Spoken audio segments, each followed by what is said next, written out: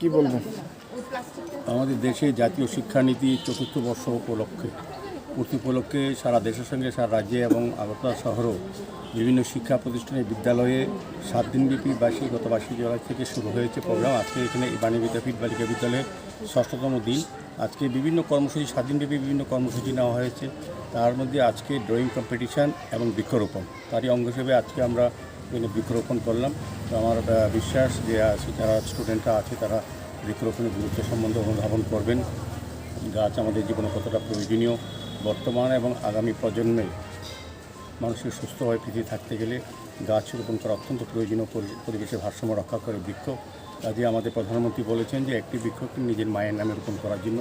আজকে যে বৃক্ষটা আমরা রোপণ করব, আমরা বিভিন্ন আনুষ্ঠানিক অনুষ্ঠানের মাধ্যমে গাছ রোপণ করতে কিন্তু কিছু কিছু ক্ষেত্রে যত্নের অভাবে অনেক সময় গাছগুলি বেড়ে উঠতে পারে।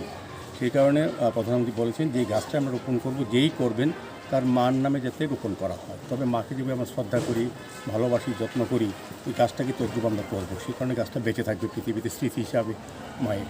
সেই কারণেই এই ধরনের অনুষ্ঠান করা হয়েছে। আমি বালিকা বিদ্যালয়ের যারা স্টুডেন্ট, যারা অভিভাবক এবং প্রধান শিক্ষিকা, সহকারী প্রধান শিক্ষিকা সহ যারা টিচাররা আছেন, বিশেষ করে মনোযোগ দিয়ে দায়িত্ব নিয়ে কাজগুলি করেন, আমি প্রত্যেকেই ধন্যবাদ জানাই। আমার বিশ্বাস থাকবে শিক্ষা সপ্তাহে 7 দিনব্যাপী যে কর্মসূচিগুলি স্টুডেন্টের জন্য করা হচ্ছে সেগুলি তাদের আগামী জীবনে নিজেকে তৈরি করার জন্য মানুষ হিসেবে, স্টুডেন্ট হিসেবে এটা অত্যন্ত সফল হবে।